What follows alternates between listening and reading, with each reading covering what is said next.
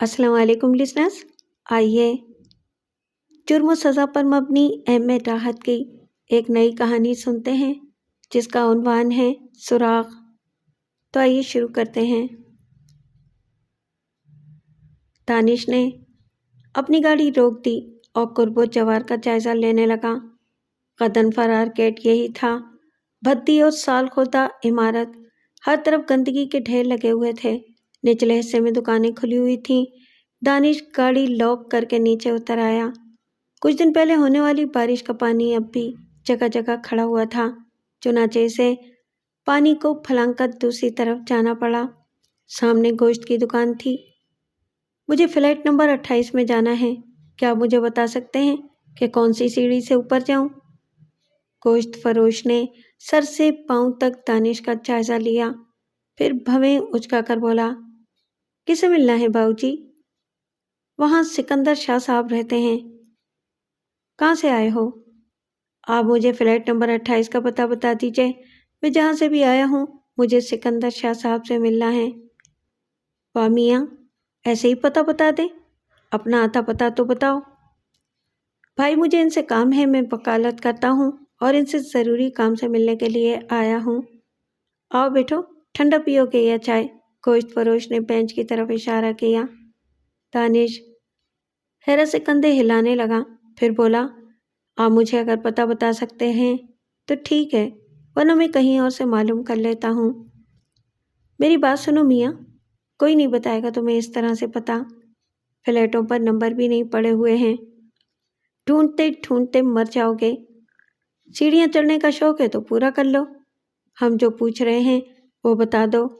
बात असल में यह है कि हर एरे गैरे को तो किसी का पता नहीं बताया जा सकता। अब कौन जाने तुम शाहजी के दुश्मन हो। ओह, तो फिर बताओ क्या किया जाए? अब कौन जाने तुम शाहजी के दुश्मन ही हो। ओह, तो फिर बताओ अब क्या किया जाए? छुरी तले दम लो, बैठो, मालूम करा लेते हैं शाहजी घर पर हैं या नहीं। अबे ओ चुकंदर, ओए चुकंदर, इधर आ। इसने आवाज़ लगाई तो सचमुच एक चुकंदर नुमा नौजवान आगे बढ़ आया।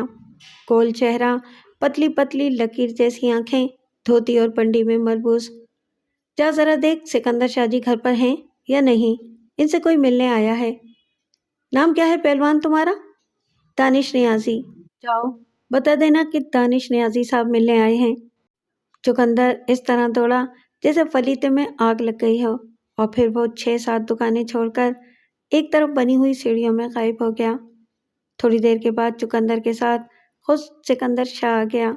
भरे भरे बदन का मालिक, पड़ा हुआ शेप, खूबसूरत नकोश, शलवार कमीज में मलबूस। इसने सलाम करके दानिश नियाजी से मुसाफा किया और बोला, शुक्रिया शेख जी, ये मेरे मेहमान हैं। हमने तो कहा था बैठो, चाय ठंडा पियो। चलो ठीक है, कुछ भिजवा दूं? नहीं शेख जी, बहुत शुक्रिया, घर में कोल्ड ड्रिंक मौजूद है। सिकंदर शाह ने कहा और दानिश को साथ लिए हुए आगे बढ़ने लगा। फिर वो रास्ते में बोला, आपको तकलीफ हुई होगी। असल में वकील साहब, ये अनोखी सी बस्ती है, एक दूसरे से मोहब्बतों की अमीन। यहाँ से वहाँ तक कहीं भी चले जाइए, बैठ जाइए, आपको कभी तन्हाई का एहसास नहीं होगा।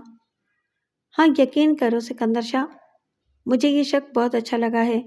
इंसान से इंसान का यही तो रिश्ता है। हम खामखा खून के रिश्ते तलाश करते रहते हैं। खून के रिश्ते तो खून ही होते हैं न्याजी साहब, खून के प्यासे। आ जाइए, सीढ़ियाँ टूटी हुई हैं। दानिश ऊपर पहुंच गया और फिर 2 कमरे के फ्लैट में दाखिल हो गया जो लाओबालीपन का शाहकार मालूम होता था। कूड़ा करकट, सिगरेटों के खाली डब्बे और बिखरे हुए सिगरेट के टोटे, हर तरफ एक अजीब सी अफरा तफरी। वो कमरा जिसे ड्राइंग रूम कहा जा सकता था, टूटे फूटे सोफों से आराज था। सिकंदर शाह ने गर्दन हिलाते हुए कहा, जो कुछ यहाँ है इस पर कोई तबसरा बेकार होगा, तशरीफ रखिए। दानिश हंसता हुआ बैठ गया और फिर उसने कहा, ये सब कुछ आपकी बेफिक्र फितरत का मजहर है। जी, मैं न वक्त ज़ाया करने का आदी हूँ और न लंबी तमीद का। वकालत करता हूँ, आपको आपके मज़ामीन और अखबार की वजह से जानता हूँ। दिल में आपका कदरदान भी हूँ। आप सच लिखते हैं? आमतौर से। لوگ آپ کے سچ کی وجہ سے آپ کے دشمن بن جاتے ہیں، لیکن آپ پہلے سے زیادہ پرعزم ہو کر اپنا کام کرتے ہیں۔ سکندر شاہ ہنسنے لگا تھا، پھر اس نے کہا، جو ان کا کام ہے وہ کرتے ہیں، اور جو میرا کام ہے وہ میں کرتا ہوں۔ میں آپ سے اپنا تعارف کرا دوں؟ شرمندہ کر رہے ہیں نیازی صاحب، آپ کے بارے میں مجھے یہ بات معلوم ہے کہ آپ وہ سچے اور پرجوش وکیل ہیں جو بڑی چھان بین کے بعد کیس لیتے ہیں، اور اکثر کیسوں میں آپ نے سچ کا بول بالا کیا ہے۔ آپ میرے لیے اجنبی نہیں ہیں۔ تو پھر ملائیے ہاتھ، اگر دو دیوانے مل جائیں تو۔ میں تو آپ سے ویسے بھی ہاتھ ملائے ہوئے ہوں، ملاقات نہ ہوئی کبھی تو کیا ہوا؟ خیر، میں صرف یہ کہنا چاہتا ہوں کہ اگر آپ مجھ سے واقف ہیں تو میں بھی آپ سے واقف ہوں۔ دیکھیں، وکیل کا لفظ معمولی نہیں ہے، یہ ایک مقدس نام ہے جس پر بڑی ذمہ داریاں عائد ہوتی ہیں۔ صرف فیس لے کر اپنے موکل پر یہ یقین کر لینا کہ وہ سب کچھ سچ کہہ رہا ہے میرا مسلک نہیں ہے۔ میں تھوڑی سی چھان بین کے بعد کیس لیتا ہوں، اور اللہ تعالیٰ کے فضل و کرم سے آج تک میرا ریکارڈ ہے کہ کوئی کیس نہیں ہارا۔ مجھ پر بھی بہت سی نگاہیں ہیں جو مجھے نقصان پہنچانا چاہتی ہیں، اور آپ کے قول کے مطابق زندگی اللہ تعالیٰ کی امانت ہوتی ہے، اور رزق کے سلسلے میں کوشش یہی کرتا ہوں کہ رزق حلالی حاصل ہو۔ خیر، تو میں آپ سے یہ عرض کرنا چاہتا تھا کہ آپ کرائم رپورٹر ہیں، آپ کی رپورٹیں بڑے بڑے چہرے بے نقاب کر دیتی ہیں۔ میں آپ کے پاس ایک کام سے حاضر ہوا ہوں شاہ صاحب، اور وہ یہ ہے کہ آپ میرے خفیہ ہاتھ بن جائیں۔ خفیہ ہاتھ؟ ہاں، میرے پاس اگر کوئی ایسا کیس آتا ہے جو مجھے دلچسپی کا حامل محسوس ہوتا ہے تو میں آپ سے رابطہ قائم کروں گا، اور یہ چاہوں گا کہ آپ ان حقیقتوں کی تفتیش کریں جو اس کیس میں پوشیدہ ہیں۔ اس طرح مجھے یہ فائدہ ہوگا کہ خود مجھے یہ کام نہیں کرنا پڑے گا جو میں واقعی کر بھی نہیں سکوں گا، لیکن حقائق میرے سامنے آئیں گے اور میں انہی کی روشنی میں اپنا کیس لڑوں گا۔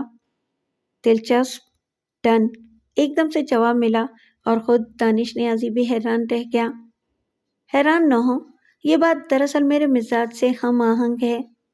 تو پھر ملائیے ہاتھ، میں آپ کو بتاتا رہوں گا کہ کیا کرنا ہے۔ موبائل فون ہے آپ کے پاس؟ ہاں، سکندر شاہ نے ایک طرف رکھا ہوا موبائل اٹھا کر سامنے رکھ لیا۔ گھسا پٹا اور سستا موبائل تھا۔ اس نے اپنے نمبر دانش نیازی کو بتائے، اور دانش نیازی کے نمبر اپنے موبائل میں فیڈ کر لیے۔ کیا میں آپ کو ایک نیا موبائل فون پیش کر سکتا ہوں؟ دانش نیازی نے کہا۔ نہیں، سکندر شاہ نے جواب دیا۔ عظمت آباد ویسے بھی سرسبز و شاداب درختوں، لہلہاتے کھیتوں اور پھلوں سے لدے ہوئے باغوں کا شہر تھا۔ اس کے اطراف ایک دریا بہتا تھا، اور اسی کی وجہ سے یہ علاقہ اس قدر شاداب تھا۔ ڈاکٹر فیض احمد نے یہاں آ کر اپنا کلینک کھولا اور بڑا نام کما لیا تھا۔ اسپتال میں انہیں ایک انتہائی کامیاب فزیشین اور سرجن سمجھا جاتا تھا۔ وہ عورتوں اور بچوں کے علاج میں خصوصی مہارت اور تجربہ رکھتے تھے، مگر اپنی پیشہ ورانہ زندگی میں وہ جس قدر کامیاب تھے، ان کی گھریلو اور ازدواجی زندگی اتنی ہی تلخ اور ناکام تھی۔ ان کی بیگم کا نام نوشیلہ تھا۔ بلا شبہ نوشیلہ دلکش شخصیت کی مالک تھی، اور بے حد خوش اخلاق، ملنسار اور سوشل، اور یہی وجہ تھی کہ یہاں عظمت آباد میں بھی اس نے بہت جلد بہت سے مرد اور عورتیں دوست بنا لی تھیں۔ گو کہ اس کی شناخت ڈاکٹر فیض کی وجہ سے ہی تھی، لیکن کچھ ہی عرصے میں اعلیٰ سوسائٹی میں اس نے اپنا ایک خاص مقام بنا لیا، جبکہ اس کے خاندانی پس منظر کے بارے میں کوئی کچھ نہیں جانتا تھا۔ اور یہ کہا جائے تو غلط نہیں ہوگا کہ اس کے بہت ہی بے تکلف دوستوں میں عورتوں کی تعداد برائے نامی تھی۔ اپنے دوستوں کے معاملے میں وہ اس قدر بے تکلف اور بے باک تھی کہ شک کی حدود میں داخل ہو جاتی تھی، اور یہی شک ڈاکٹر فیض احمد کی زندگی کو تلخ کر رہا تھا، اور ان دونوں میاں بیوی کے درمیان اختلافات شدید صورت اختیار کرتے جا رہے تھے، یہاں تک کہ ایک دن ایک ہلکی سی جھڑپ کے درمیان ڈاکٹر فیض احمد نے کہا، مجھے لگتا ہے نوشیلہ کہ ہم لوگوں کے ساتھ رہنے کا وقت بہت کم رہ گیا ہے، میں تمہیں طلاق دینے کے بارے میں سوچ رہا ہوں۔ ڈاکٹر صاحب، یہ سب کچھ اتنا آسان نہیں ہے۔ آپ کو معلوم ہے کہ نکاح نامے میں کیا کچھ لکھا ہوا ہے؟ صرف مہر ہی نہیں بلکہ اس کے علاوہ بھی آپ کو 3 بڑی ادائیگیاں کرنی پڑیں گی، جن کے بارے میں مجھے اس بات کا علم ہے کہ آپ نہیں کر سکیں گے۔ تو مجھے دھمکی دے رہی ہو؟ میں اب پاس نہیں رہ سکتا، بحالت مجبوری مجھے عدالت کا سہارا لینا پڑے گا۔ میں جانتا ہوں کہ تم نے اپنے حلقہ احباب میں بہت بڑے بڑے نام شامل کر لیے ہیں، لیکن میں کوئی گرا پڑا شخص نہیں ہوں۔ تو ٹھیک ہے، پھر میرا چیلنج قبول کر لیجئے۔ آپ مجھے طلاق دیجئے، میں آپ کو بتاؤں گی کہ اس کے نتیجے میں کیا کرنا پڑے گا آپ کو۔ اور ڈاکٹر فیض احمد نے آخرکار عدالت میں درخواست دے دی کہ عدالت ان کی بیوی کو اپنے گھریلو فرائض کی ادائیگی پر مجبور کرے۔ اس درخواست میں انہوں نے وہ سب لکھا جو پچھلے دنوں پیش آ رہا تھا۔ اس درخواست نے ان کے تعلقات میں اور تلخی پیدا کر دی تھی۔ حالانکہ ایک ہی گھر میں قیام پذیر تھے، لیکن دونوں کے درمیان تعلقات تقریباً ختم ہی ہو گئے تھے، اور اگر کبھی ان کے درمیان گفتگو بھی ہوتی تو صرف تلخ الفاظ کی شکل میں۔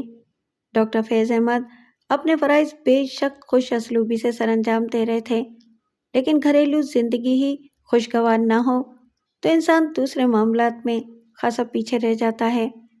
اس روز بھی ڈاکٹر فیض کلینک جانے کے لیے تیار تھے اور چائے پی رہے تھے کہ دروازے کی بیل بجی، اور کچھ ہی لمحوں کے بعد ملازمہ نے کسی کے آنے کی اطلاع دی۔ یہ عدالت کا اہلکار تھا جو سمن لے کر آیا تھا۔ سمن وصول کر کے وہ اسے پڑھتے ہوئے اندر آئے تو سامنے نوشیلہ کھڑی ہوئی تھی۔ اس کے ہونٹوں پر طنزیہ مسکراہٹ تھی۔ کون تھا؟ اس نے بناوٹی لہجے میں پوچھا۔ گڈ، تمہیں معلوم ہے کہ کون تھا؟ واقعی تم بڑی باکمال عورت ہو۔ میں نہیں جانتا تھا کہ تم اتنے آگے کی چیز ہو۔ ضرورت انسان کو بہت کچھ بنا دیتی ہے۔ میرے بھی حقوق ہیں اور مجھے ان کا تحفظ تو کرنا ہی تھا، لیکن جھگڑا تو میرے اور تمہارے درمیان ہے، کسی اور کو اس میں ملوث کرنے کی کیا ضرورت تھی؟ بس آ گئے ہوش ٹھکانے؟ ڈاکٹر صاحب، آپ میرے ساتھ جو کچھ کر رہے ہیں، دنیا کو اس کی وجہ بھی تو پتہ چلے۔ کیا مطلب ہے تمہارا؟ ڈاکٹر فیض احمد نے کسی قدر تلخ لہجے میں کہا۔ مطلب صاف ہے، اس نوٹس سے آپ کو اندازہ ہو گیا ہوگا، اور حقیقت یہ ہے کہ آپ اس سے انکار نہیں کر سکتے کہ آپ اپنے کلینک کی ایک نرس سے گہرے تعلقات رکھتے ہیں، اور انہی تعلقات کی وجہ سے آپ مجھے طلاق دینا چاہتے ہیں۔ شرم نہیں آتی تمہیں؟ کچھ شرم کرو نوشیلہ، میری بیوی ہو تم۔ تمہارے بارے میں دنیا کچھ بھی کہے، لیکن مجھے اپنی زبان سے ایک لفظ بھی ادا کرتے ہوئے غیرت آتی ہے۔ کبھی اپنے گریبان میں جھانک کر دیکھا ہے تم نے؟ میں اپنی درخواست میں اگر چاہتا تو بہت سے نام گنوا سکتا تھا، اور وہ سب سچ بھی ہوتا، اور میں نے اپنی درخواست میں جو تحریر کیا ہے وہ جھوٹ ہے۔ ڈاکٹر صاحب، کیا آپ نائلہ، بلکہ نرس نائلہ سے آپ کا کوئی تعلق نہیں ہے؟ تم جانتی ہو کہ وہ میری کزن ہے، میری پھوپھی کی بیٹی۔ شوہر کے انتقال کے بعد اس کا دنیا میں میرے علاوہ اور کوئی نہیں ہے۔ شوہر کے انتقال سے پہلے بھی اس کا آپ کے علاوہ اور کوئی نہیں تھا۔ اس بات سے آپ کیا انکار کریں گے؟ تمہیں یہی کہنا چاہیے نوشیلہ، کیونکہ تم جس قدر بگڑ چکی ہو، اس کے بعد تمہاری زبان سے کچھ بھی نکل سکتا ہے۔ جھوٹ تو نہیں بولا نا میں نے؟ آپ اور نائلہ ایک دوسرے سے محبت کرتے تھے۔ مجھے معلوم ہے کہ آپ کی پھوپھی نے مرنے سے پہلے اس کی شادی ایک گھٹیا سے آدمی سے کرتی تھی، کیونکہ وہ بستر مرگ پر تھیں، اور تم اس وقت اپنی تعلیم مکمل کر رہے تھے، اور اس کے لیے تمہیں ایک لمبا وقت درکار تھا۔ نائلہ 5 سال اپنے شوہر کے ساتھ رہی، لیکن اس نے کبھی شوہر کو شوہر نہیں سمجھا، یہاں تک کہ اس غریب کا ایک حادثے میں انتقال ہو گیا۔ ڈاکٹر صاحب، نائلہ سے آپ جس قدر قریب تھے، اور وہ جس طرح کسی اور کی امانت بن گئی تھی، آپ سے بھلا کہاں برداشت ہو سکتا تھا؟ اور پھر خدا ہی بہتر جانتا ہے کہ وہ سچ مچ حادثے میں مرا تھا یا… خیر، میں کیا کہوں جب دنیا ہی نے کچھ نہ کہا۔ آپ جیسے اس کی موت کا انتظار ہی کر رہے تھے۔ آپ نے نائلہ کو بلا لیا، پہلے اسے نرسنگ کی تعلیم دی، اور پھر کیونکہ آپ مجھ سے شادی کرنے کے بعد اسے صرف ایک نرس ہی کے بھیس میں اپنے ساتھ رکھ سکتے تھے۔ ڈاکٹر فیض احمد کے اندر غصے کی جو بھی کیفیت ہو، لیکن غصے کی اس کیفیت پر حیرت شدت سے غالب تھی۔ وہ بڑے حیرت بھرے انداز میں نوشیلہ کو دیکھ رہے تھے۔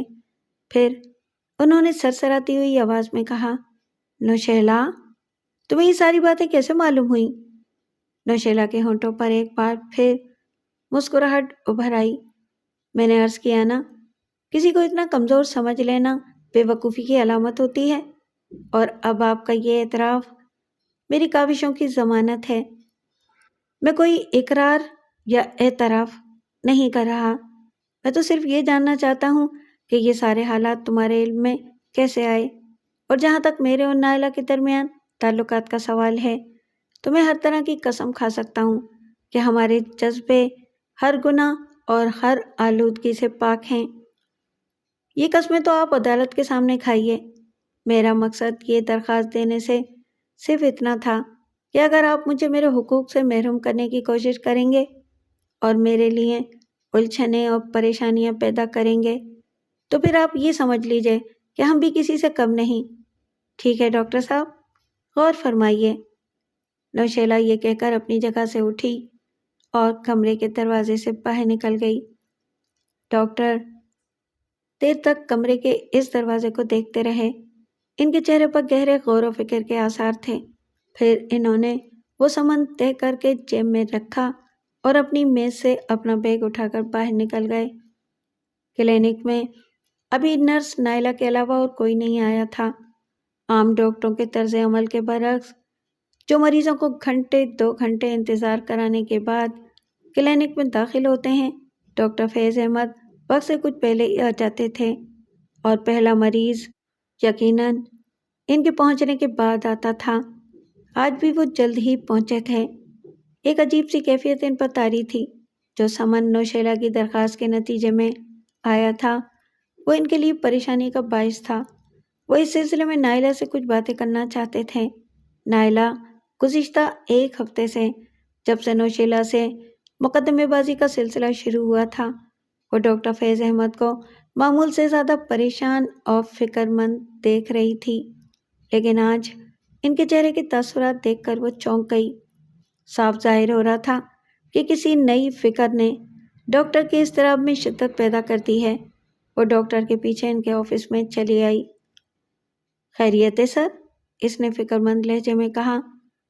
نہیں نائلہ، خیریت نہیں ہے، براہ کرم مجھے ایک گلاس پانی پلاؤ، انہوں نے کہا، اور نائلہ جو اس وقت بھی نرس کے لباس میں ملبوس تھی اور بہت خوبصورت نظر آ رہی تھی، تیزی سے الیکٹرک کولر کی جانب بڑھ گئی۔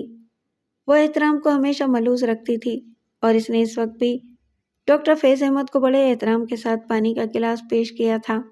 اس کے چہرے پر سوالیہ نشان تھا۔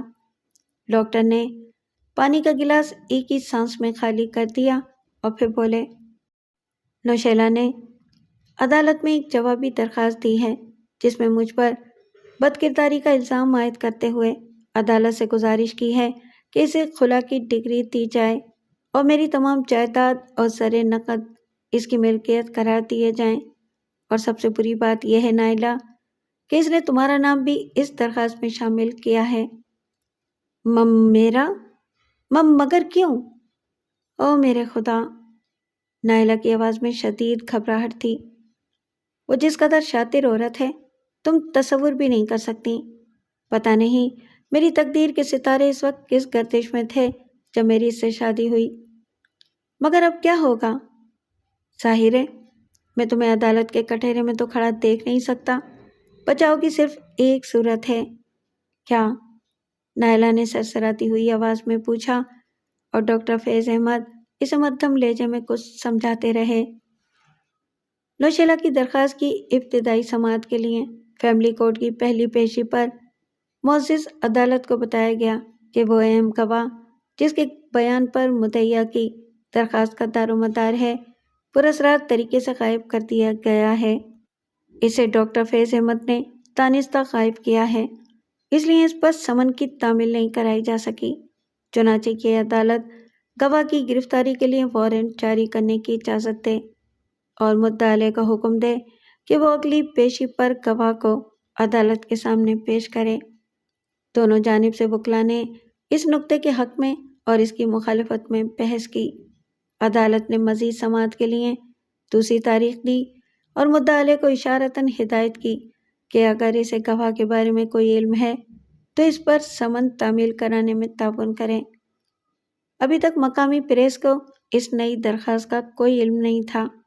سماعت کے بعد جب اس بارے میں ایک مقامی اخبار کے رپورٹر نے ڈاکٹر صاحب سے انٹرویو لینا چاہا تو انہوں نے اطمینان سے مسکراتے ہوئے کہا کہ کل وہ اس بارے میں ایک پریس کانفرنس سے خطاب کریں گے اور جملہ حالات عوام کے سامنے پیش کر دیں گے، مگر وہ کل کبھی نہ آئی کیونکہ دوسرے دن عظمت آباد کے ایک گوشے سے دوسرے گوشے تک یہ افواہ گردش کر رہی تھی کہ ڈاکٹر فیض احمد انتہائی پراسرار طور پر کہیں غائب ہو چکے ہیں۔ کئی پیشیوں میں مقدمہ زیر سماعت آنے کے بعد آخر عدالت نے وکیل استغاثہ کے دلائل سے جزوی اتفاق کرتے ہوئے مدعا علیہ کی مسلسل غیر حاضری کے باعث مدعیہ کی درخواست اپنے شوہر کی جائیداد اور جملہ املاک پر قبضہ کرنے کے سلسلے میں منظور کر لی اور خلا یا طلاق کے بارے میں کوئی فیصلہ اس وقت تک کے لیے ملتوی کر دیا جب تک کہ پولیس مدعیہ کے شوہر ڈاکٹر فیض احمد کو تلاش کر کے عدالت کے سامنے پیش نہ کرے۔ کوئی اپیل کرنے والا یا جوابی کارروائی کرنے والا تھا نہیں، چنانچہ نوشیلہ نے مکان، کلینک اور بینک بیلنس بغیر کسی دشواری کے حاصل کر لیے اور اس کے فوراً بعد اس نے کلینک اپنے ایک شناسا ڈاکٹر کے ہاتھ فروخت کر دیا، بینک سے تمام بیلنس ایک ہی چیک سے نکال کر اکاؤنٹ کلوز کر دیا۔ کچھ ہفتوں تک وہ عظمت آباد میں دیکھی جاتی رہی اور اس کے دوست ہمیشہ اس کے ساتھ نظر آتے تھے۔ انہی دوستوں میں ایک ڈاکٹر حیات خان بھی تھا۔ اسی حیات خان نے وہ کلینک خریدا تھا، پھر اس کے بعد خاموشی سے وہ مکان بھی فروخت کر دیا گیا اور ایک رات وہ عظمت آباد سے غائب ہو گئی۔ کہاں، یہ کسی کو نہیں معلوم تھا۔ کچھ عرصے تک اس کا نام مختلف افواہوں کے ساتھ شہر کی فضاؤں میں گونجتا رہا اور آخر کار معمول کے مطابق اسے فراموش کر دیا گیا۔ اس دن سکندر شاہ دانش نیازی کے دفتر میں بیٹھا ہوا تھا۔ دانش نیازی نے اسے فون کر کے بلایا تھا اور کہا تھا کہ دوپہر کا کھانا وہ اس کے ساتھ ہی کھائے۔ اس وقت کھانے سے فراغت حاصل کر کے وہ دونوں چائے پی رہے تھے کہ اسی اثنا میں نیازی کے اردلی نے اسے کسی کلائنٹ کے آنے کی خبر دی اور دونوں مستعد ہو گئے۔ آنے والا ایک خوش شکل آدمی تھا۔ اس نے سادہ سا لباس پہنا ہوا تھا۔ وہ چہرے ہی سے ایک پڑھا لکھا اور شریف آدمی معلوم ہوتا تھا۔ اندر آ کر اس نے سلام کیا تو دانش نیازی اور سکندر نے اٹھ کر اس سے مصافحہ کیا اور اسے بیٹھنے کی پیشکش کی۔ میرا نام ہاشم خان ہے، ایک خاص سلسلے میں آپ کے پاس حاضر ہوا ہوں۔ وکیل صاحب، میری پہلے تو آپ سے کبھی ملاقات نہیں ہوئی، لیکن اتنا اندازہ مجھے ہو گیا ہے کہ آپ ہی دانش نیازی صاحب ہیں۔ اس نے دانش نیازی سے کہا۔ شکریہ ہاشم صاحب، تشریف رکھیے۔ ایک ذاتی مسئلے میں حاضر ہوا ہوں، اگر آپ مناسب سمجھیں تو تھوڑی سی تنہائی عنایت فرما دیں۔ آپ یوں سمجھیے کہ ہم تنہائی ہیں، یہ میرے دستے راست، بلکہ یوں کہنا چاہیے کہ میرے وجود کا ہی ایک حصہ ہیں۔ نہیں، ایک کلائنٹ اور وکیل کے درمیان ہونے والی گفتگو میں مداخلت غیر مناسب ہے۔ میں اپنی چائے کی پیالی لے کر دوسرے کمرے میں چلا جاتا ہوں، سکندر نے کہا اور کپ اٹھا کر وہاں سے دوسرے کمرے کی جانب چل پڑا۔ جی جناب، فرمائیے ہاشم صاحب، کیا خدمت کر سکتا ہوں میں آپ کی؟ ویسے میں نے آپ سے غلط نہیں کہا تھا، کتنے ہی کانفیڈینشنل کیس ہوں، سکندر ہی میرے دستے راست ہوتے ہیں۔ بعد میں مجھے اس وقت کوئی اعتراض نہیں ہوگا اگر آپ میرا کیس اپنے ہاتھ میں لے لیں گے۔ دراصل میں نے آپ کے بارے میں یہی سنا ہے، بلکہ یوں سمجھیے مجھے ایسے ہی کسی وکیل کی تلاش تھی۔ مجھے یاد ہے کہ ایک شخص نیاز احمد کا کیس آپ نے لیا تھا اور ایک قتل کی پوری چھان بین کی تھی اور نیاز احمد کو انتہائی مشکل حالات میں مجرم بننے سے بچایا تھا۔ کیا آپ کو وہ کیس یاد ہے؟ یاد ہے مجھے۔ نیاز احمد میرا کزن تھا، میں اس وقت ملک سے باہر تھا۔ بعد میں مجھے صورتحال کا پتہ چلا اور آپ کا نام بھی سامنے آیا۔ نیاز احمد آپ کا بڑا عقیدت مند ہے، وہ اس وقت یہاں نہیں ہے ورنہ میرے ساتھ ہی آتا۔ فرمائیے کیا مسئلہ ہے؟ مجھے ایک بہت ہی اہم اور نجی نوعیت کے کام میں آپ کے تعاون کی ضرورت ہے۔ مجھے نوشیلہ نامی ایک خاتون کی تلاش ہے یہ خاتون آج سے 20-22 سال پہلے دارالحکومت کے ایک کلب میں موسیقی کے پروگرام پیش کرتی تھی۔ پھر اس نے عصمت آباد کے ایک ڈاکٹر جن کا نام فیض احمد تھا ان سے شادی کر لی، مگر یہ رشتہ 1 سال سے زیادہ برقرار نہیں رہ سکا۔ ڈاکٹر فیض احمد ایک انتہائی نفیس انسان تھے اور نہ جانے کس طرح نوشیلہ کے جال میں پھنس گئے تھے۔ بہرحال ڈاکٹر اس کی آزاد مزاجی اور بے راہ روی سے تنگ آ کر اسے چھوڑ کر چلے گئے اور نوشیلہ نے ڈاکٹر کی تمام املاک اور بینک بیلنس پر قبضہ کر لیا اور کچھ دن کے بعد اس طرح غائب ہوئی کہ آج تک اس کا پتہ نہیں چل سکا۔ مجھے کیا کرنا ہے؟ میں اس عورت کو تلاش کر کے کٹہرہ عدالت میں لانا چاہتا ہوں، اور چونکہ آپ ذرا منفرد قسم کے وکیل ہیں اس لیے مجھے آپ کی مدد درکار ہے۔ آپ اسے تلاش کر کے کیوں عدالت تک لانا چاہتے ہیں؟ اس لیے کہ ڈاکٹر فیض احمد میرے بچپن کے دوست ہیں۔ گویا آپ اپنے دوست کے لیے یہ کام کرنا چاہتے ہیں؟ جی۔ دوسری بات یہ ہے کہ خود ڈاکٹر فیض احمد آج کل کہاں ہیں؟ افسوس، میں یہ بھی نہیں بتا سکتا۔ آپ اگر مناسب سمجھیں تو پہلے اس شاطر عورت کو تلاش کر لیں، بعد میں آپ سے میں دوسری ذمہ داری لینے کی بات کروں گا۔ پہلے مرحلے کے لیے آپ جو بھی فیس مقرر کریں گے میں آپ کی خدمت میں پیش کر دوں گا، اور ایک اور درخواست ہے کہ جب تک ہم نوشیلہ کو تلاش نہ کر لیں آپ ڈاکٹر فیض احمد کے بارے میں کوئی تحقیقات نہیں کریں گے۔ دانش نیازی سوچ میں ڈوب گیا۔ تھوڑی دیر تک سوچنے کے بعد اس نے کہا، جناب 20-22 سال تو ایک لمبی مدت ہوتی ہے، اس بات کے بھی امکانات ہیں کہ یہ خاتون مر چکی ہوں۔ میرا مطلب ہے کہ نوشیلہ، اگر ایسا ہے بھی تو آپ کو اس کی موت کا کوئی ثبوت حاصل کرنا ہوگا۔ ڈاکٹر فیض احمد سے اس کی کوئی اولاد ہوئی تھی؟ نہیں۔ آپ نے بتایا کہ نوشیلہ شادی سے پہلے دارالحکومت کے ایک کلب میں اسٹیج پر گاتی تھی۔ اس کلب کا نام کیا تھا؟ جہاں تک مجھے معلوم ہے اس کا نام بلیو مون تھا۔ نوشیلہ کی کوئی تصویر ہے آپ کے پاس؟ تصویر تو نہیں ہے، لیکن وہ بہت خوبصورت عورت تھی۔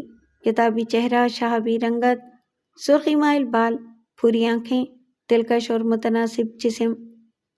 یہ حلیہ تو بہت سی خوبصورت خواتین کا ہو سکتا ہے۔ مزید کوئی اور تفصیل اس کے بارے میں؟ نہیں جانتا، مجھے اس سے زیادہ اور کچھ نہیں معلوم۔ یہ تو بتا سکتے ہیں آپ کہ عصمت آباد میں وہ کہاں رہتی تھی؟ ڈاکٹر فیض احمد کا کلینک وہاں کی ایک مشہور شاہراہ پر تھا اور ان کا مکان وہاں سے کافی دور تھا۔ میں آپ کو دونوں پتے دیے دیتا ہوں، لیکن اس وقت جب آپ اس کیس کو اپنے ہاتھ میں لینے کا وعدہ کریں۔ ٹھیک ہے، لیکن ڈاکٹر فیض احمد کے حوالے سے نوشیلہ کے بارے میں تو معلومات حاصل کی جا سکتی ہیں۔ ہاں ظاہر ہے، یہ تو ضروری ہوگا۔ وہ شخص جو میرے پاس بیٹھا ہوا تھا، جیسا کہ میں نے بتایا کہ میرا دستے راز تھے اور میرے کیسوں کی تحقیقات کے سلسلے میں معلومات وہی حاصل کرتا ہے۔ اس کا نام سکندر شاہ ہے۔ مجھے اس پر کوئی اعتراض نہیں ہے اگر آپ یہ ذمہ داری اپنی شانوں پر لینے کا وعدہ کریں۔ ٹھیک ہے، میں آپ کا یہ کام ضرور کروں گا۔ میں آپ کی کیا خدمت کروں؟ وہ بعد میں طے کر لیا جائے گا، لیکن ایک بات بتائیے، آپ سے رابطے کا کیا ذریعہ ہے؟ پلیز آپ مجھ سے میرا پتہ نہ پوچھیں، میں آپ کو خود ہی فون کرتا رہوں گا، لیکن آپ یہ سمجھ لیجئے کہ اس سلسلے میں تمام معاملات خفیہ رہیں گے، اور اگر آپ اس میں کامیاب ہو جاتے ہیں تو یہ احسان نہ صرف مجھ پر بلکہ میرے دوست پر بھی ہوگا۔ باقی فیس وغیرہ کا مسئلہ الگ۔ ٹھیک ہے، آپ یوں سمجھ لیجئے کہ آپ کا یہ کیس میں نے اپنے ہاتھ میں لے لیا ہے۔ اس شخص کے جانے کے بعد دانش نیازی نے سکندر شاہ کو طلب کیا اور اسے ہاشم خان سے ہونے والی ساری گفتگو بتانے لگا۔ عصمت آباد دارالحکومت سے کوئی 300 میل کے فاصلے پر ایک خوبصورت شہر کی شکل میں ابھرا تھا۔ پہلے اسے ایک شہر نما قصبہ یا قصبہ نما شہر کہا جاتا تھا، لیکن رفتہ رفتہ اس کا پھیلاؤ پڑنے لگا اور پھر وہ ایک بڑا شہر بننے لگا۔ وہاں پہلے کوئلے کی کئی کانیں تھیں، لیکن پھر وہاں پانی نکل آیا اور کوئلے کی عدم دستیابی کی وجہ سے وہاں جو صنعتیں لگائی گئی تھیں وہ ایک ایک کر کے بند ہو گئیں۔ بہت پہلے یہ ایک چھوٹا سا قصبہ تھا، لیکن بعد میں اس کی آبادی حیرت انگیز طور پر بڑھی اور پھر کچھ عرصے کے بعد تیزی سے گھٹنے لگی۔ صنعتیں بند ہو گئیں اور وہاں کے حالات خاصے خراب ہو گئے۔ لوگ تراش معاش میں دارالحکومت اور دوسرے شہروں کا رخ کرنے لگے۔ خاص طور سے عظمت آباد کی ہائی سوسائٹی کا بیشتر حصہ دوسرے بڑے شہروں میں منتقل ہو گیا اور عظمت آباد آہستہ آہستہ سکڑنے لگا۔ عظمت آباد میں پہلے کئی اچھے ہوٹل تھے اور بڑے بڑے ہوٹلوں نے وہاں ہوٹل تعمیر کرنے کے لیے زمینوں کی خریداری شروع کر دی، لیکن بدلے ہوئے حالات کی بنا پر وہ ہوٹل تعمیر ہی نہیں ہو سکے۔ بس ایک دو ہی ذرا معقول قسم کے ہوٹل تھے اور سکندر شاہ نے انہی میں سے ایک ہوٹل میں قیام کیا تھا۔ دانش نیازی خود بھی بہت زیادہ دولت مند آدمی نہیں تھا، لیکن سکندر شاہ سے وہ بہت متاثر تھا اور اس نے اس کی لاابالی فطرت میں تبدیلی محسوس کی تھی۔ اس وقت وہ اچھی حالت میں نظر آ رہا تھا اور دانش نیازی نے اسے اپنی کار دے کر یہاں بھیجا تھا۔ ہوٹل فضارو عظمت آباد کا سب سے پرانا اور اچھا ہوٹل تھا۔ اس کا مینیجر ایک زندہ دل اور عمر رسیدہ انسان تھا۔ اس کا نام شاید ہی کسی کو معلوم ہو۔ عام طور سے لوگ اسے پاسکل صاحب کہتے تھے، حالانکہ وہ عیسائی نہیں تھا۔ پتہ نہیں اس کا یہ نام کیوں پڑ گیا تھا۔ بہرحال یہاں قیام کے بعد سکندر شاہ نے سب سے پہلے پاسکل صاحب سے ہی رابطہ قائم کیا تھا، کیونکہ وہ ایک عمر رسیدہ انسان تھا اور یہ بات سکندر شاہ کو معلوم ہو چکی تھی کہ پاسکل صاحب یہاں کے انتہائی قدیم رہنے والے ہیں اور انہوں نے عظمت آباد کے عروج و زوال کو اپنی آنکھوں سے دیکھا ہے۔ عظمت آباد میرے لیے ایک چھوٹے سے بچے کی طرح ہے جو جوان ہو گیا ہو۔ میں نے اس کا بچپن اور جوانی بھی دیکھی ہے، لیکن اس کی جوانی بہت جلد ڈھل گئی اور اس کی وجہ یہ ہے کہ کوئلے کی کانوں میں پانی نکل آیا اور یہاں صنعتیں ٹھپ ہو گئیں۔ پاسکل صاحب نے کہا، مجھے تھوڑی بہت معلومات درکار ہیں پاسکل صاحب۔ بولو، کیا عظمت آباد کے بارے میں؟ ہاں، کچھ عرصہ پہلے یہاں ڈاکٹر فیض نے ایک کلینک کھولا تھا اور اس کے بعد کچھ اس طرح کے عجیب و غریب واقعات ہوئے کہ کلینک بھی بند ہو گیا اور ڈاکٹر صاحب بھی۔ لو، مجھ سے زیادہ اور کون جان سکتا ہے اس بارے میں؟ اور میں تمہیں سچ بتاؤں، میں نے اپنی آنکھوں سے اس عورت کو بھی دیکھا ہے جس کا نام نوشیلا تھا۔ بہت سی ایسی باتیں مجھے اس کے بارے میں معلوم ہیں جو شاید کسی اور کو نہ معلوم ہوں۔ پاسکل صاحب بظاہر جھوٹے آدمی معلوم نہیں ہوتے تھے۔ نوشیلا کے بارے میں انہوں نے بہت سی باتیں بیان کی جس سے سکندر شاہ کو اس عورت کی تھوڑی سی تفصیلات کا پتہ چلا۔ لیکن اس کے بعد کیا ہوا؟ وہ عورت کہاں چلی گئی اور اب کہاں ہے؟ صرف ایک آدمی بتا سکتا ہے تمہیں اس کے بارے میں۔ کون؟ ڈاکٹر حیات خان، جنہوں نے یہ کلینک خریدا تھا اور وہ اس کے بہت قریبی دوست تھے۔ اب بھی کلینک وہی چلا رہے ہیں جس میں کبھی ڈاکٹر فیض احمد بیٹھا کرتے تھے۔ اچھا، بہت شکریہ پاسکل صاحب، لیکن تم اس کے بارے میں کیوں معلوم کر رہے ہو؟ بس کچھ ایسے ہی معاملات ہیں کہ میں ان واقعات کے بارے میں جاننا چاہتا ہوں۔ آخر کار سکندر شاہ اس پتے پر پہنچ گیا جو اسے پاسکل صاحب سے معلوم ہوا تھا، اور یہاں اس کی ملاقات ایک خوبصورت نوجوان لڑکی سے ہوئی جس کا نام شہلا تھا۔ ہم نے اس کلینک کے پچھلے حصے میں تھوڑی سی زمین خرید کر اپنے لیے رہائش گاہ بنا لی ہے۔ وہ وہیں پر رہتے ہیں، لیکن وہ عام طور سے کسی سے ملتے نہیں، شہلا نے بتایا۔ کیا مطلب؟ کلینک تو قائم ہے، کیا یہاں مریض نہیں آتے؟ کہاں آتے ہیں؟ یہ کلینک اب نہیں چلتا۔ نزلہ، زکام، کھانسی، بخار کے مریض کبھی کبھی آ جاتے ہیں تو میں ہی انہیں دوا دیتی ہوں۔ ویسے آپ مجھے بتائیے، آپ کو کیا تکلیف ہے؟ نہیں، مجھے کوئی تکلیف نہیں، کچھ ذاتی کام ہے، سکندر شاہ نے مسکرا کر کہا۔ بتائیے، شاید میں کچھ مدد کر سکوں۔ سکندر شاہ نے اس لڑکی کو سر سے پاؤں تک دیکھا اور پھر بولا، تقریباً 20 سال پہلے اس جگہ ڈاکٹر فیض احمد پریکٹس کیا کرتے تھے۔ اوہو، کہیں آپ ان کی بیگم نوشیلا کے بارے میں معلومات کرنے تو نہیں آئے؟ واہ، بڑی باکمال شخصیت ہیں آپ مس شہلا، یہ اندازہ آپ نے کس طرح لگا لیا؟ اس لیے کہ آپ سے پہلے 2 افراد اور بھی اس سلسلے میں آ چکے ہیں، شہلا نے بتایا۔ اس زمانے میں بہت چھوٹی تھی میں، مگر مجھے اب بھی اتنا ضرور یاد ہے کہ لوگ نوشیلا کے بارے میں بہت باتیں کیا کرتے تھے، لیکن میری سمجھ میں ایک بات نہیں آ رہی کہ ان واقعات کو گزرے تقریباً 20 سال ہو چکے ہیں، اب اچانک ہی یہ سلسلہ پھر سے کیوں جاگ اٹھا ہے؟ وہ 2 افراد کون تھے جو مجھ سے پہلے نوشیلا کے بارے میں پوچھ رہے تھے؟ آئیے بیٹھیے، کوئی کام تو ہوتا نہیں ہے یہاں، میں بھی بس اپنی زندگی بیکار گزار رہی ہوں۔ میں ڈاکٹر حیات خان کی بھتیجی ہوں، میرے والدین مر چکے ہیں اور میں انہی کے ساتھ رہتی ہوں۔ نہ ان کے پاس کوئی مریض آتا ہے، نہ ہی ہمارے حالات میں کوئی بہتری پیدا ہوتی ہے۔ میں ہر شخص سے بڑے اچھے اخلاق کے ساتھ ملتی ہوں، کیا ہو سکتا ہے کوئی میرے لیے کسی نوکری وغیرہ کا بندوبست کرتے؟ آئیے آپ کو چائے پلاؤں، تھوڑا سا مکھن آپ کو بھی لگا دیتی ہوں۔ ہو سکتا ہے آپ ہی میرے بارے میں کسی اچھے انداز میں سوچ لیں۔ شیلا بے تکلف سی لڑکی تھی۔ اس سے مزید معلومات حاصل کرنے کے لیے سکندر شاہ نے اس کی چائے کی پیشکش قبول کر لی اور شیلا نے اسے ایک معمولی سے کمرے میں قدیم طرز کے صوفے پر بٹھایا اور بولی، بس ذرا چائے لانے میں تھوڑی سی دیر لگے گی، میں ابھی آئی۔ سکندر شاہ دلچسپ صورتحال کے بارے میں غور کرنے لگا۔ واقعی یہ بات غور طلب تھی کہ اگر ڈاکٹر فیض احمد اور نوشیلا کے معاملات کو اتنا عرصہ گزر گیا ہے تو اس کے بعد یہ صورتحال پھر کیوں پیدا ہوئی؟ وہ شخص جو ہاشم خان کے نام سے دانش نیازی سے ملا ہے کون ہے اور کیا چاہتا ہے؟ یہ کیس اسے کافی دلچسپ لگ رہا تھا۔ تھوڑی دیر کے بعد شیلا 2 پیالیوں میں چائے لے کر پہنچ گئی۔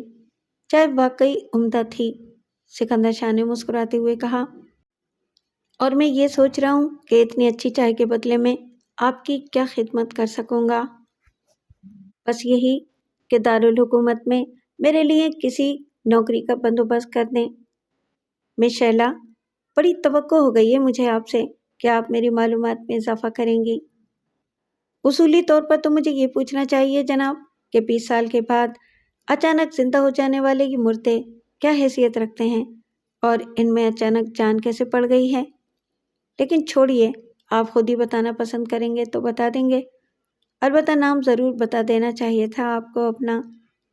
میرا نام سکندر شاہ ہے، سکندر نے ہنستے ہوئے کہا۔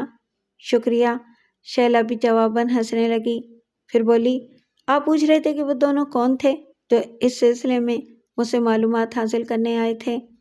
تو پہلے جو صاحب آئے تھے انہوں نے اپنا نام احمد یار بتایا تھا اور وہ دبلے پتلے لمبے قد کے مالک تھے، رنگ سانولا تھا، ضرورت سے زیادہ چالاک خود کو ظاہر کر رہے تھے، اور مجھے تو یوں لگا جیسے انہوں نے اپنا نام بھی غلط بتایا ہو۔ بہرحال کچھ ایسی شخصیت تھی ان کی جس سے بلا وجہ چڑ ہو جاتی ہے۔ میں انہیں کوئی خاص بات نہیں بتا سکی۔ انہوں نے جس طرح کے سوالات کیے تھے اس کے بعد میرے دل میں بھی ذرا سا تجسس جاگ اٹھا اور میں نے مختلف ذرائع سے نوشیلا کے بارے میں معلومات حاصل کی۔ ان میں سب سے بڑا ذریعہ خود میرے انکل یعنی حیات خان صاحب تھے۔ میں نے معلومات کی تو پتہ چلا کہ حیات خان صاحب بھی نوشیلا کے چاہنے والوں میں سے تھے۔ میرے اور انکل کے درمیان ہر طرح سے احترام کا رشتہ ہے، لیکن میں نے دبے الفاظ میں ان سے نوشیلا کے بارے میں معلومات حاصل کی تو انہوں نے مجھے ڈانٹ دیا۔ بہت سے دلچسپ واقعات پیش آئے تھے اس سلسلے میں بھی، شیلا مسکرا کر بولی۔ اور مس شیلا، آپ نے ایک دوسرے شخص کا بھی تذکرہ کیا تھا، وہ کون تھا؟ وہ تھا نہیں بلکہ تھی ایک خاصی خوبصورت عورت جس نے اپنا نام شکیلا بتایا تھا۔ ویسے وہ بھی نوجوان تھی اور اس کی عمر تقریباً 25 سال کی تھی، لیکن ایک نگاہ دیکھنے سے یہ اندازہ ہو جاتا تھا کہ وہ کوئی اچھی عورت نہیں تھی۔ مجھے یہ بھی پتہ چلا کہ میرے پاس آنے سے پہلے وہ بہت سے لوگوں سے ملاقات کر چکی تھی اور وہ اپنے آپ کو نوشیلا کی بھانجی بتاتی تھی۔ اس نے کہا تھا کہ اس کی والدہ جو نوشیلا کی بڑی بہن تھیں کچھ عرصے پہلے انتقال کر گئی تھیں اور انہوں نے اپنی وصیت میں اپنی بہن کے لیے کچھ جائیداد اور روپیہ چھوڑا ہے۔ وہ حقدار کو اس کا حق پہنچانے کے لیے ہی اپنی خالہ کو تلاش کر رہی ہے، اور چونکہ اسے اپنی خالہ کے بارے میں کچھ معلوم نہیں اور نہ ہی ان کی کوئی تصویر اس کے پاس ہے، اس لیے جو کوئی فرد ان کے بارے میں معلومات فراہم کرے گا یا اگر کسی کے پاس نوشیلا کی کوئی تصویر ہو تو وہ معقول معاوضے پر اسے خریدنے کے لیے تیار ہے۔ اس نے پتہ نہیں کیا معاوضہ رکھا تھا لیکن جس کے پاس نوشیلا کی کوئی تصویر یا فوٹو تھا وہ اسے شکیلا کے ہاتھوں فروخت کرنے کی کوشش میں لگ گیا تھا۔ میں نے جب یہ بات سنی تو اس سے رابطے کی کوشش کرنے لگی، اور جب وہ کچھ اشارے ملنے پر میرے پاس آئی تو سب سے پہلے اس نے انکل یعنی حیات خان سے ملنے پر اصرار کیا۔ کچھ جاننے والوں نے اسے بتایا تھا کہ حیات خان کے گہرے تعلقات نوشیلا سے رہ چکے ہیں۔ جب میں نے انکل کو اس کی آمد کی خبر دی تو انہوں نے انتہائی سختی سے اس سے ملنے سے انکار کر دیا۔ شکیلا کوشش کرتی رہی، اس نے مجھے بھی کریدنا چاہا۔ میں نے اسے چائے پینے کی دعوت دی جو اس نے قبول کر لی، لیکن بہرحال میں نے موقع نکال لیا، اور تھوڑی دیر کے لیے جب وہ واش روم گئی تو میں نے اس کے ہینڈ بیگ کی تلاشی لی اور کئی کارآمد باتیں معلوم کر لیں۔ شیلا نے بتایا۔ ہینڈ بیگ سے ایسی کون سی چیز برآمد ہوئی جس سے آپ کو کچھ کارآمد باتیں معلوم ہوئیں؟ سکندر نے پوچھا۔ ہاں، سب سے پہلی بات یہ کہ شکیلا بیگم کا پورا نام شکیلا ابراہیم تھا اور وہ دارالحکومت کے ایک کلب میں ملازمت کرتی ہے۔ یہ باتیں مجھے اس کے ہینڈ بیگ سے ملنے والے ملاقاتی کارڈ سے معلوم ہوئیں۔ ان میں کاغذ کا ایک چھوٹا سا پرزہ بھی تھا جس میں کسی پولیس انسپکٹر کا نام اور فون نمبر لکھا ہوا تھا۔ Police inspector? سکندر شاہ نے چونک کر کہا۔ ہاں، مجھے بھی بڑی حیرت ہوئی تھی، اور مجھے اس بات کا یقین ہو گیا تھا کہ نوشیلا کی تلاش کے پیچھے ضرور کوئی خاص راز پوشیدہ ہے، ورنہ پولیس کو اس سے اتنی دلچسپی نہ ہوتی۔ میرا خیال تھا کہ ضرور کوئی ایسا گہرا معاملہ ہے جس میں پولیس براہ راست سامنے نہیں آنا چاہتی، اور پولیس انسپکٹر نے ہی شکیلا کے ذریعے یہ معلومات حاصل کرنے کی کوشش کی تھی۔ اور یہ بھی ہو سکتا تھا کہ شکیلا نے یہ ملاقاتی کارڈ خود کسی کو دھوکہ دینے کے لیے اپنے ہینڈ بیگ میں رکھا ہو اور خود اس کا تعلق پولیس سے ہو۔ ویری گڈ، آپ واقعی ذہین ہیں مس شیلا، اب مجھے اس بات کا بھرپور طریقے سے یقین ہو گیا ہے۔ شیلا انکساری سے ہنسنے لگی۔ وہ سکندر شاہ کے جال میں پھنستی چلی جا رہی تھی۔ سکندر شاہ نے کہا، آپ نے مجھے اس پولیس انسپکٹر کا نام نہیں بتایا۔ جی ہاں، وہ ذرا میٹھا میٹھا سا تھا، شاید اس کا نام این اور ایس سے ہو، کچھ اس طرح پڑھنے میں آ رہا تھا۔ اور آپ کو بیگ میں شکیلا کا پتہ نہیں ملا؟ ہاں ملا تھا، کارڈ میں اس کے گھر کا پتہ بھی لکھا تھا۔ وہ نیو اسکوائر فلیٹ نمبر 28 میں رہتی تھی، یہی پتہ لکھا ہوا تھا۔ New square flat number 28، Sikandar Shah نے زیر لب دہرایا، پھر بولا، ایک بات بتائیں مس شیلا، کیا کسی طرح میں حیات خان صاحب سے مل سکتا ہوں؟ وہ کسی سے نہیں ملتے، ویسے آپ بہت اچھے انسان ہیں، میرا دل چاہتا ہے کہ آپ کے ساتھ بھرپور تعاون کیا جائے، اور پھر میں آپ سے تھوڑا سا لالچ بھی رکھتی ہوں۔ مجھ سے لالچ؟ بھلا وہ کیسا؟ سکندر شاہ نے مسکراتے ہوئے کہا، بتا چکی ہوں آپ کو اپنے بارے میں، اگر ہو سکے تو وہیں کہیں میری ملازمت کا بندوبست کر دیجیے، اس شہر سے میں تنگ آ چکی ہوں۔ ہاں ضرور، کیوں نہیں، ویسے بھی آپ ایک ذہین خاتون ہیں، جو باتیں آپ نے مجھے بتائی ہیں وہ کسی عام عورت کے بس کی بات نہیں۔ جی، تو آپ وعدہ کرتے ہیں کہ ضرور کوشش کریں گے میرے لیے؟ ضرور، میں دوبارہ آؤں گا، آپ پوری کوشش کیجیے کہ حیات خان صاحب سے میری ملاقات ہو جائے۔ اور یہ کہہ کر سکندر شاہ وہاں سے اٹھ گیا۔ جو معلومات اسے شیلا سے حاصل ہوئی تھیں وہ خاصی دلچسپ تھیں، اور وہ ان کے بارے میں غور کر رہا تھا۔ حیات خان جو اس کے لیے ایک کارآمد شخصیت ثابت ہو سکتا تھا، وہ ابھی اپنی کار تک پہنچا ہی تھا کہ اچانک عقب سے ایک آدمی نے آگے بڑھ کر اس کا کالر پکڑ لیا۔ سکندر شاہ ایک دم پلٹا تو اس شخص نے اس کی گردن اپنے چوڑے ہاتھ کے شکنجے میں دبا لی۔ جو کچھ تم کر رہے ہو وہ تمہارے حق میں بہتر نہیں ہے، میں اچھی طرح جانتا ہوں کہ تم کیا کر رہے ہو۔ سنو، اگر جان کی سلامتی چاہتے ہو تو فوراً عظمت آباد چھوڑ دو، اور جو کام کر رہے ہو اسے ترک کر دو۔ سکندر شاہ نے بمشکل تمام اس کی کلائی سے اپنی گردن چھڑائی۔ وہ شخص ڈیل ڈول میں سکندر شاہ سے دگنا تھا اور چہرے سے ہی بدمعاش معلوم ہوتا تھا۔ یہ کیا بدتمیزی ہے، اور اگر میں تمہاری بات نہ مانوں تو تم کیا کر لو گے؟ سکندر شاہ یہ نہیں دیکھ سکا تھا کہ اس شخص نے ہاتھ میں تانبے کا کلپ پہن رکھا ہے۔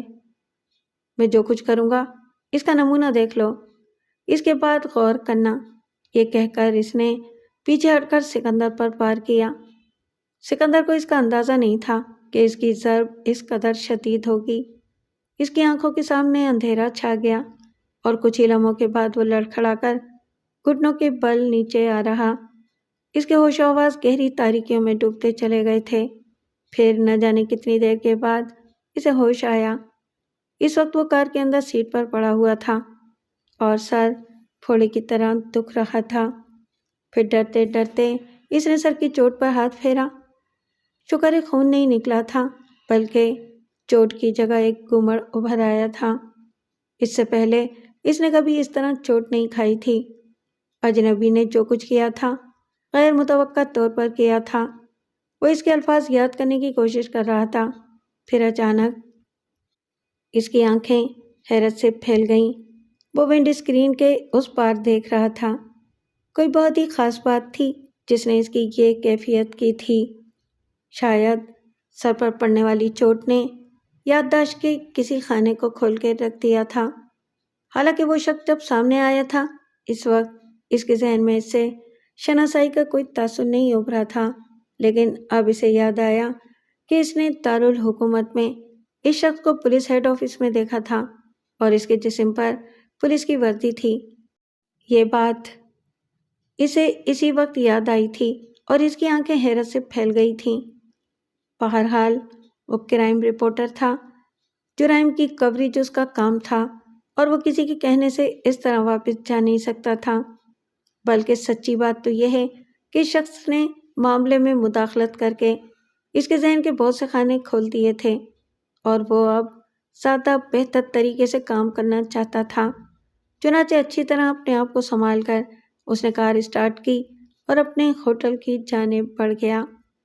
ہوٹل کے کمرے میں داخل ہوا تو ایک لمحے میں اسے احساس ہو گیا کہ اس کے سامان کی تلاشی لی گئی ہے۔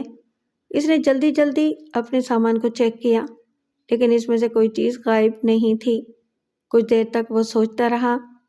اب جو کچھ بھی کرنا ہے وہ ان حالات کی روشنی میں کرنا ہے کہ کسی کو اس کی یہاں آمد کی وجہ بھی پتہ چل گئی ہے اور وہ اسے اس کے کام سے روکنا بھی چاہتا ہے۔ ابھی تو کئی کام اسے کرنے تھے۔ ڈاکٹر حیات خان سے ملنا تھا اور خصوصی طور پر یہاں کے پولیس اسٹیشن کا بھی جائزہ لینا تھا۔ اسے اتنا تو معلوم ہو ہی گیا تھا کہ نوشیلہ کے واقف کار یا صورت آشنا یہاں بے شک 10-5 مل جائیں گے، مگر جہاں تک اس کے بہت ہی قریبی دوستوں کا تعلق ہے تو شاید اب وہ یہاں موجود نہیں ہے سوائے ڈاکٹر حیات خان کے۔ اور ڈاکٹر حیات خان نہ صرف گوشہ نشینی کی زندگی گزار رہا تھا بلکہ بقول اس کی بھتیجی کے وہ کسی سے اس موضوع پر بات کرنے کے لیے بھی تیار نہیں ہوتا تھا۔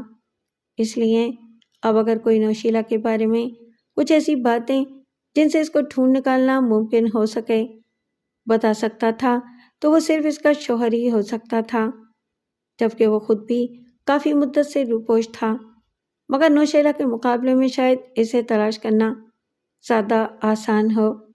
اسے معلوم تھا کہ ہاشم خان نے ڈاکٹر فیض احمد کے بارے میں کوئی کارروائی کرنے سے بھی منع کیا تھا، لیکن یہ کوئی ایسی بات نہیں تھی۔ یہ ضروری تھا کہ وہ اپنے طور پر بھی کام کرے۔ اس کا ذہن برق رفتاری سے کام کرنے لگا۔ اس نے اپنے طور پر معلومات حاصل کی اور بہت سی اہم معلومات اس کے علم میں آنے لگیں۔ اسے اس بات کی ذرا بھی پرواہ نہیں تھی کہ کسی نے اسے یہاں سے جانے کے لیے کہا ہے اور اس پر حملہ بھی کیا ہے۔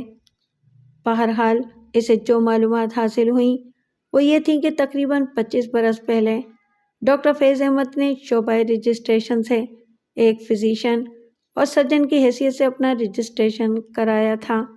اس کے 7 سال کے بعد انہوں نے درخواست دی کہ ان کا اصل نام جو ان کے والدین نے رکھا تھا اور جس کے ثبوت میں وہ اپنا برتھ سرٹیفکیٹ بھی پیش کر رہے ہیں، اصل میں الیاس بیگ ہے، لیکن والد کے انتقال کے بعد جب وہ 8ویں کلاس میں تھے انہوں نے اپنا نام تبدیل کیا تھا اور اس کی اطلاع اخبار میں بھی دی تھی۔ انہوں نے اپنا نام فیض احمد رکھا تھا اور یہی نام بعد میں میٹرک کی سند اور MBBS کی ڈگری پر درج کیا گیا تھا۔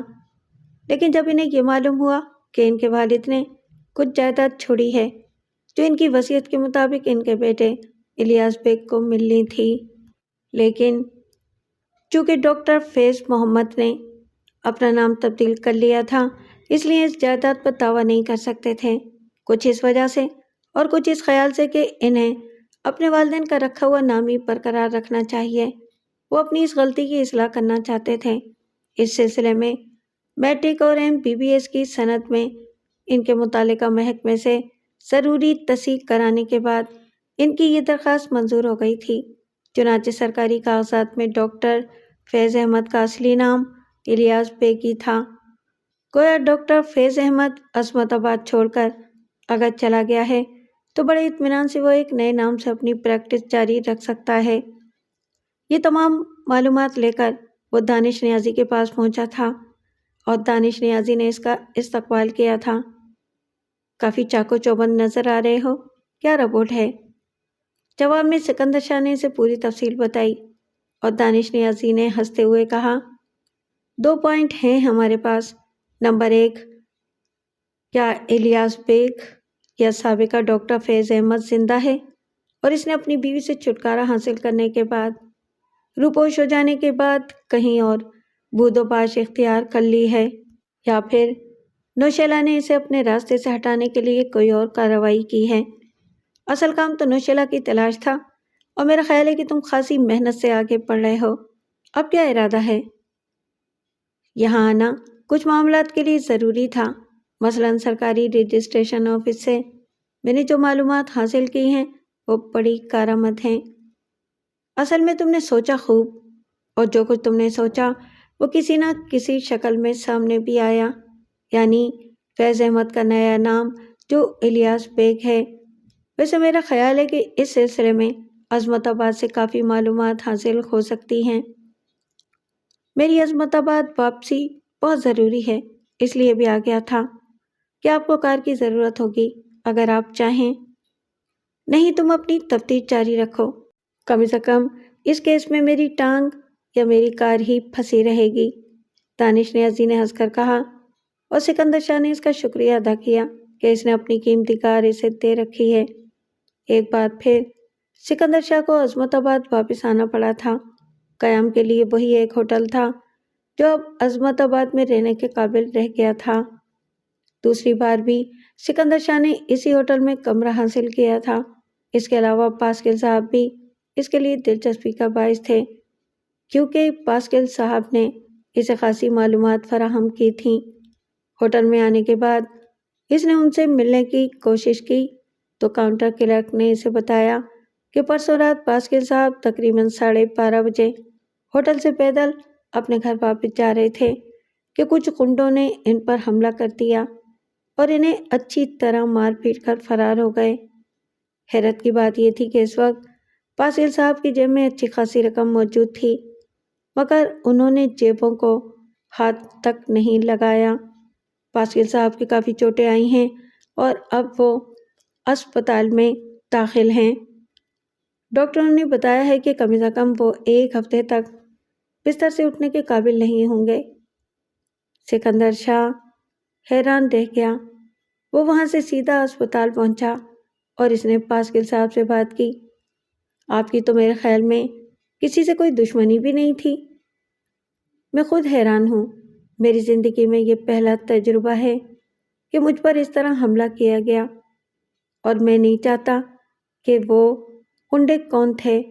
تم یقین کرو، یہاں عظمت آباد میں تقریباً 40 سال سے رہتا ہوں، میری کسی سے کوئی دشمنی نہیں ہے۔ کیا آپ نے پولیس میں رپورٹ درج کرا دی؟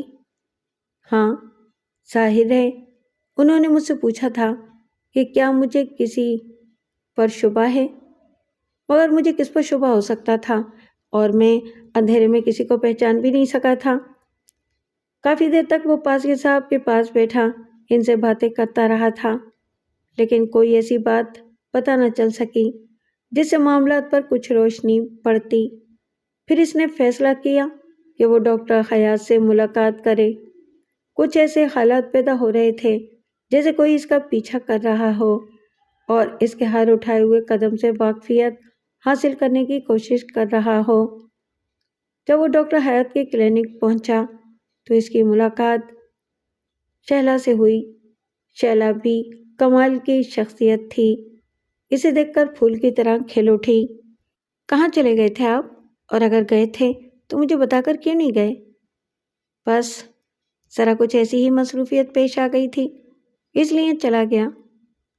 آپ کو معلوم ہے کہ یہاں کیا ہوا؟ کیا ہوا؟ جناب عالی، محترمہ نوشیلا صاحبہ عظمت آباد پہنچ چکے ہیں۔ کیا؟ سکندر شاہ حیرت سے اچھل پڑا۔ آپ کو کیسے معلوم ہوا؟ بس ہم بھی کسی سے کم نہیں ہیں، کیا سمجھے آپ؟ وہ تو ہے، مانتا ہوں اس بات کو، لیکن خاتون ہیں کہاں؟ ہوٹل میں ٹھہری ہیں۔ شہلا نے اسی ہوٹل کے بارے میں بتایا جس میں خود سکندر شاہ قیام پذیر تھا۔ یہ مزید حیرت کی بات تھی۔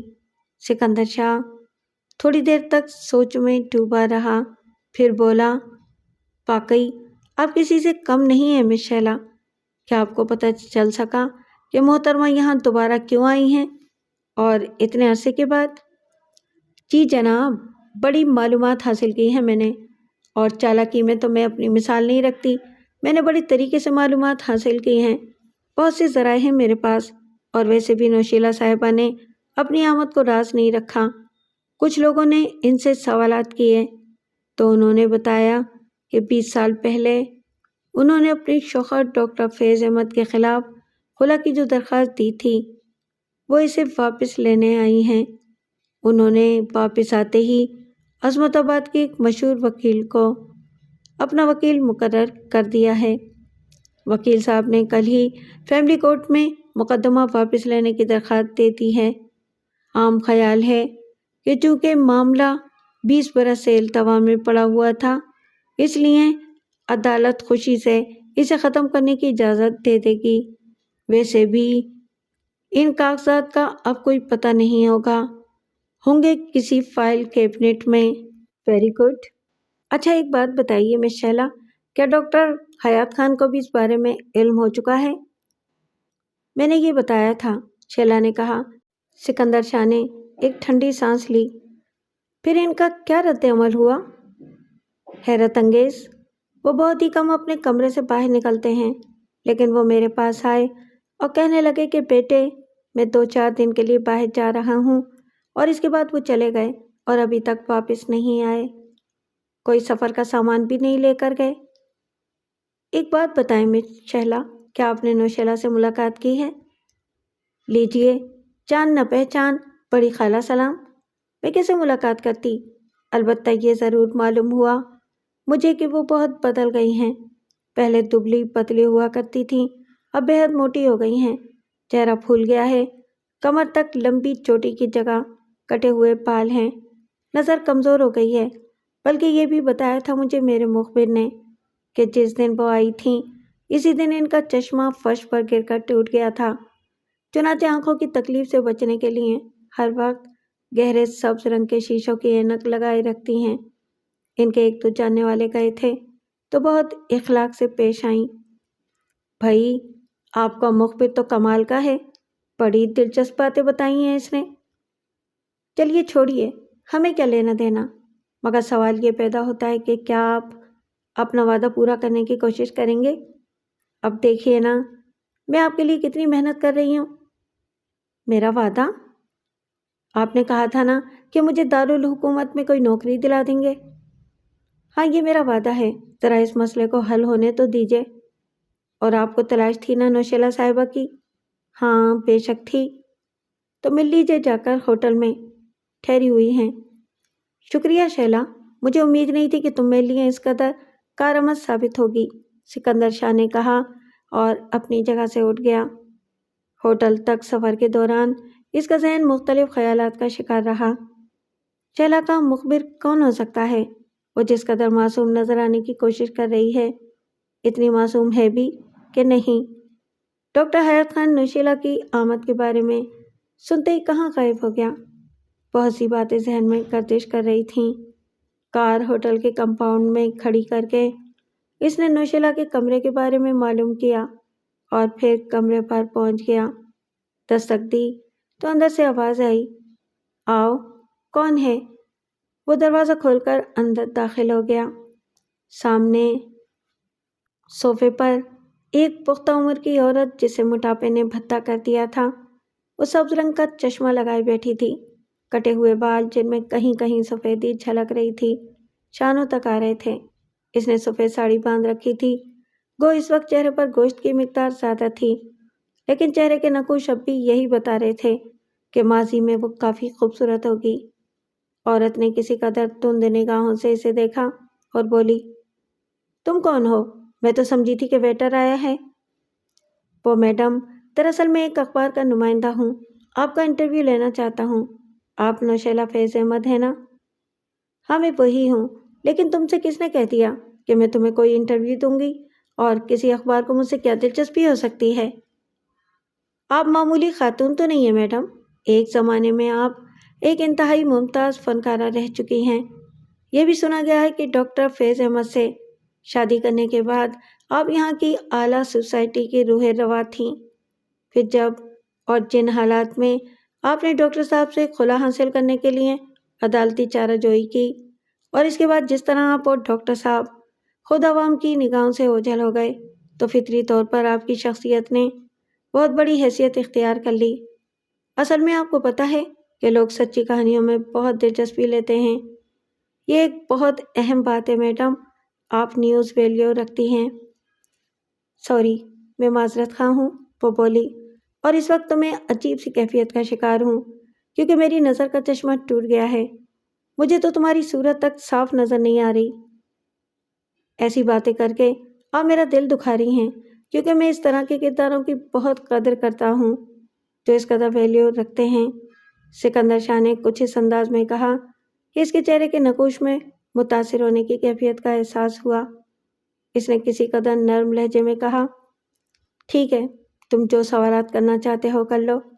میں نے اپنے وکیل صاحب کو بلایا ہے، وہ آتے ہی ہوں گے، مجھے ان کے ساتھ جانا ہے۔ میرا سب سے پہلا سوال یہ ہے کہ آپ نے اچانک عظمت آباد کیوں چھوڑ دیا؟ بس مختلف شہروں میں، اور حقیقت یہ ہے کہ میں بھی جگہ جگہ ڈاکٹر فیض کو تلاش کر رہی تھی۔ جہاں بھی ان کی موجودگی کی اطلاع ملتی میں وہاں پہنچ جاتی تھی۔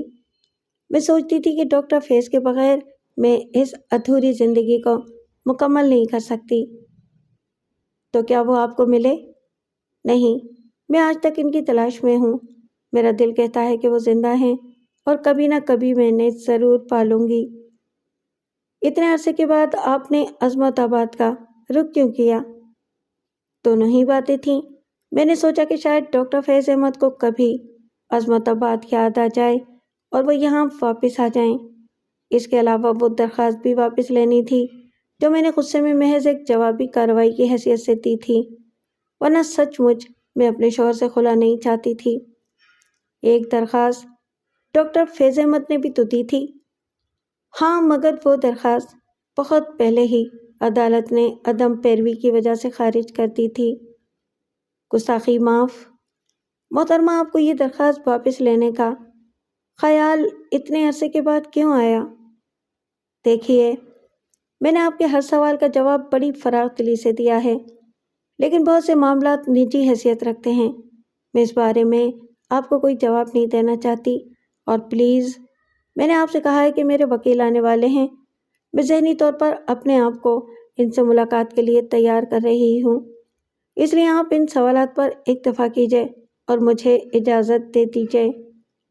آخری سوال اور، سکندر شاہ نے اٹھتے ہوئے کہا، پوچھیے۔ کیا مقدمہ واپس لینے کا مطلب یہ ہے کہ آپ اب بھی خود کو ڈاکٹر فیض احمد کی قانونی بیوی خیال کرتی ہیں؟ قطعی، صرف میں ہی ان کی جائز بیوی ہوں اور کوئی مجھ سے میرا یہ مقام نہیں چھین سکتا۔ پلیز اب جائیے، اس نے خاصی ناخوشگواری سے کہا، اور سکندر شاہ واپسی کے لیے اٹھ گیا۔ بہرحال ابھی عظمت آباد میں کافی وقت گزارنا تھا اور سکندر شاہ بڑے اہتمام سے اس کی چھان بین کر رہا تھا۔ اس نے اس مقدمے کا نتیجہ معلوم کرنے کے لیے کورٹ کا رخ بھی کیا، اور اسے پتہ چلا تھا کہ عدالت نے کسی باقاعدہ پیشی کی ضرورت نہیں سمجھی۔ نوشیلہ اور اس کے وکیل کو اپنے چیمبر میں بلوایا اور ان سے 10-15 منٹ کی گفتگو کے بعد مدعیہ کو اپنی درخواست واپس لینے کی اجازت دے دی۔ بہرحال نوشیلا بہت خوش خوش باہر آئی تھی اور اپنے وکیل کے ساتھ رخصت ہو گئی تھی۔ یہ سارے واقعات بڑی برق رفتاری سے گزرے تھے اور ایک طرح سے بظاہر ان کا خاتمہ ہی نظر آ رہا تھا، کیونکہ نوشیلا کے انداز سے یہ پتہ چلتا تھا کہ وہ عظمت آباد نہیں چھوڑے گی۔ پھر سکندر شاہ نے دوبارہ شیلا سے ملاقات کی۔ وہ دارالحکومت واپس جا رہا تھا۔ اس نے شیلا کے چہرے پر غم کے تاثرات دیکھے۔ وہ بولی، میں نہیں جانتی کہ میری تقدیر میں کیا لکھا ہے، لیکن میں بڑی بد نصیب لڑکی ہوں۔ کیا آپ واقعی مجھے دارالحکومت بلوا لیں گے؟ دیکھیے، میں آپ سے کوئی ضد نہیں کر رہی، لیکن میرے بارے میں ہمدردی سے غور ضرور کیجیے گا۔ مجھے کم از کم اپنا فون نمبر تو دیتے جائیے، تاکہ اگر میں دوبارہ آپ سے ملاقات کرنا چاہوں تو کوئی مشکل نہ ہو۔ ویسے یہ بھی آپ کی مرضی پر منحصر ہے، اس میں کوئی زبردستی تو نہیں ہے۔ سکندر شاہ نے اسے اپنا ٹیلی فون نمبر دے دیا تھا۔ شیلا کے لیے وہ بھی دل میں ہمدردی کے جذبات لیے واپس لوٹا تھا۔ ڈاکٹر حیات خان کے گم ہونے کے بعد سے واقعی شیلا کا چہرہ اترا اترا نظر آتا تھا، جبکہ وہ ایک شگفتہ لڑکی تھی۔ دانش نیازی نے اس کا پرجوش خیر مقدم کیا تھا اور ہنستے ہوئے کہا تھا، یہ بڑا دلچسپ مسئلہ رہا ہے، البتہ مجھے صرف ایک بات کی تشویش ہے۔ ہاشم خان نے دوبارہ مجھ سے رابطہ نہیں قائم کیا، جبکہ اسے مجھ سے نوشیلا کے بارے میں معلومات حاصل کرنی چاہیے تھیں۔ یہ شخص ابھی تک میری سمجھ میں نہیں آیا۔ خیر، میرے تمہارے معاملات جس انداز میں چل رہے ہیں وہ چلتے رہیں گے۔ مجھے جگہ جگہ تمہاری ضرورت پیش آئے گی۔ میں حاضر ہوں دانش صاحب، اور وہ تمہارا معاوضہ وہ بھی لے لیں گے۔ جلدی کیا ہے؟ اگر تم ہاشم خان کا انتظار کرنا چاہتے ہو تو ضرور کرو، وہ جب بھی آیا اور جو بھی سلسلہ ہوا۔ آپ پلیز اس طرح کی بات نہ کریں، سکندر شاہ نے کہا، اور پھر وہ اپنے معمولات میں مصروف ہو گیا۔ لیکن فوراً ہی کچھ تبدیلیاں رونما ہوئیں۔ اس سے شیلا کا فون موصول ہوا۔ شیلا نے کہا، سکندر شاہ صاحب، معافی چاہتی ہوں، ایک اطلاع ہے آپ کے لیے اور مجھے آپ کی ضرورت ہے۔ ہاں بتائیے۔ انکل کی لاش پائی گئی ہے، ایک پہاڑی ٹیلے کے پاس ان کی لاش پڑی ہوئی ہے اور انہوں نے خودکشی کی ہے۔ آپ بتائیے، کیا آپ